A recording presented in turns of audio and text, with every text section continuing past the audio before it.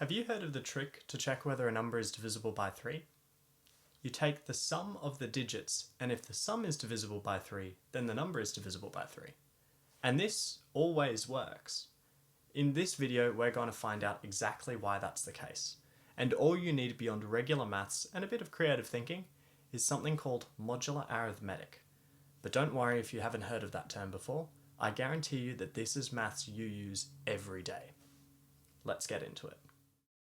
So we want to demonstrate this trick that a number is divisible by 3 if the sum of its digits is divisible by 3. And the way we're going to start is write a number that could be any number, so a very general number, in terms of its digits, because we're interested in this relationship between its divisibility and its digits. So I'm going to write first, let a n minus 1, a n minus 2, dot dot dot, a2, a1, a0 be an n-digit long number. Where here n is going to be some natural number. Where perhaps I include the case that n equals 0, because I could have a one-digit number. And I do note, so I've intentionally chosen to start my first digit as a sub 0 and my last digit as a sub n minus 1. So these subscripts are always kind of the digit they are minus 1. And you'll see in the next step why I've chosen to do that. So it's important to note here that this is not multiplication. So I've written a bunch of numbers next to each other, which usually means multiplication, but this is not multiplication. Here, all of my little a sub i's, which are themselves, they're all digits, so they're going to be 0, 1, 2, all the way up to 9. And I is going to be 0, 1, 2, all the way up to n minus 1. So these numbers aren't multiplied, they are the digits. So ai are the digits.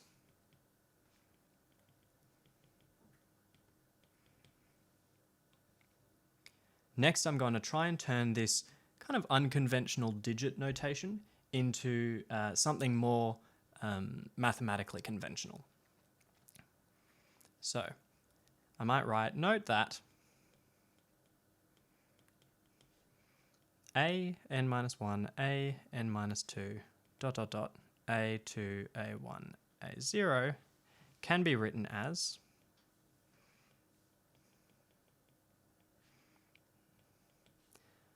a0 times 10 to the 0 plus a1 times 10 to the 1 plus a2 times 10 to the 2 plus all the terms up to the last one, a n minus 1 times 10 to the n minus 1. And this is where we see why I chose to start with 0, because if I expand it as this sum of powers of 10, the 1's digit is 10 to the power of 0. The 10's digit is a1, 10 to the power of 1. The 100's digit is a2 times 100, which is 10 to the 2. And this continues up to n minus 1. So I start with a0, I end with a n minus 1 for my n-digit long number, which can be any number. Okay, so from here, I'm going to use a bit of a trick from modular arithmetic. So let's just go to the side here and I'll write what this trick is. So modular arithmetic, I won't go into too much detail. I might make another video on modular arithmetic on its own, but for now, all you need to know is that this is maths you use every day, namely when we're telling the time. So on the clock with our usual kind of 12-hour time, though this is also the case for 24-hour time, let's say it's 11 a.m. and I might ask, what time will it be in 6 hours? So 11 plus 6 is equal to 17. But we don't say that the time is 17 unless we're in 24 hour. But if it was 23 and I was in 5 hours time, I wouldn't say it's 28. So this also applies there, but let's stick to 12-hour time. We don't say it's 17. We actually say it's 5 o'clock or 5 p.m. And we write this in modular arithmetic. They're kind of equivalent in this sense, not equal, but they have this sense of equivalence to them, which we write as congruence mod 12. So in this mod 12 arithmetic, there's some sense that 17 and 5 are congruent. The reason this is so is because really 17 is equal to 12 plus 5.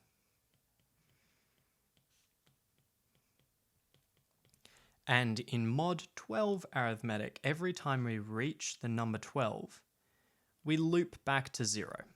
And that's what modular arithmetic is all about. It's about arithmetic with numbers that loop back at some point. So here we loop back at 12. We kind of let 12 equal 0, and every time we reach a multiple of 12, we start back at 0. The reason that's going to help us here is what congruence modulo 12 tells us is the remainder after a certain type of division. So here, if you divide 17 by 12, you get 1 with a remainder of 5. If you divide 5 by 12, you get 0 with a remainder of 5. So this congruence tells you that these numbers have the same remainder. And that can tell us about divisibility, because if two numbers have a remainder of 0, they're both divisible by whatever our modulus is. So we're going to use that trick in our proof. So let's go back to where we are in the proof. What I'm going to do is I'm going to notice that this expansion I've written, I can write as a0 times 9 plus 1 to the power of 0.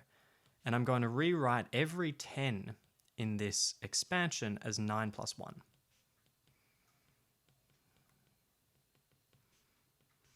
All the way up to that last term, a n minus 1 times 9 plus 1 to the n minus 1.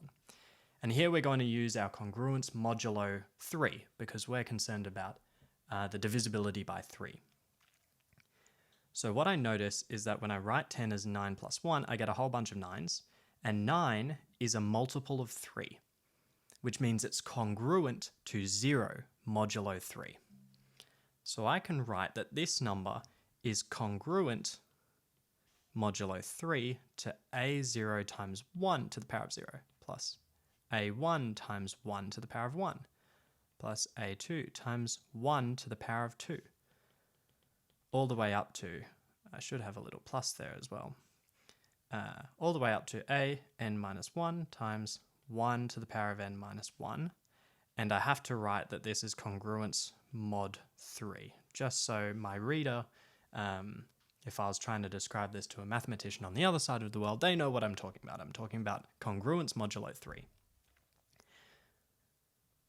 Awesome. So what we've done is really greatly simplified this calculation by exploiting this interesting congruence relation where every time we reach a multiple of 3, we just let it be 0. So I find that the number I started with, my general number, this general n-digit number, which I can write in this expansion of powers of 10, is congruent modulo 3 to the sum of its digits.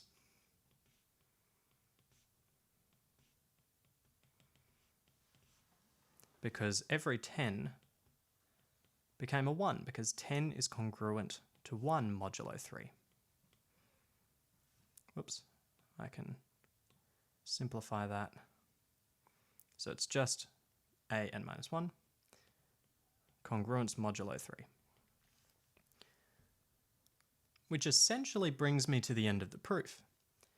Because if this number I have now, the sum of its digits, if this is congruent to 0 mod 3, then the number I started with is also congruent to modulo 3. And remember, if it's congruent to 0 modulo 3, that means it's divisible by 3. So if this is congruent to 0 modulo 3, it is divisible by 3.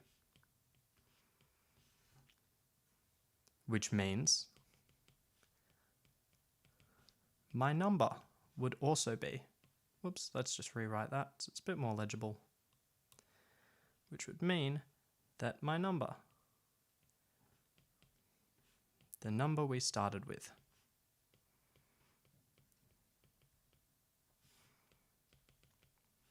is divisible by 3. And that's the end of the proof. That's all we needed. Rewriting it in terms of this expansion of powers of 10, rewriting our tens in terms of our multiples of our modulus with the remainders, and then using this interesting idea from modular arithmetic of looping back to 0 to simplify all those tens to just ones.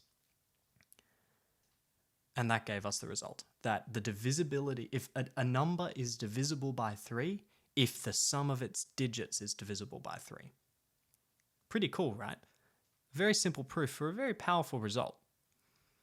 Now, I encourage you to, for a bit of practice or to explore this idea further, I encourage you to try this on your own, but with a different divisibility trick. So for example, there's a similar trick for divisibility by 11. And I encourage you to have a go at proving or finding out what that trick is. It's very similar to the trick for 3, but it is slightly different, and proving it is a very similar process to what we just did.